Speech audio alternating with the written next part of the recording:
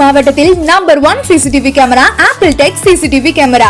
தேனி மாவட்டம் வீரவாண்டி பேரூராட்சிக்கு உட்பட்ட மாரியம்மன் கோயில்பட்டி. இக்கோவிலுக்கு ஆண்டுதோறும் சித்திரை மாதத்தில் 8 நாட்கள் வரை திருவிழா கொண்டாடப்படுவது வழக்கம்.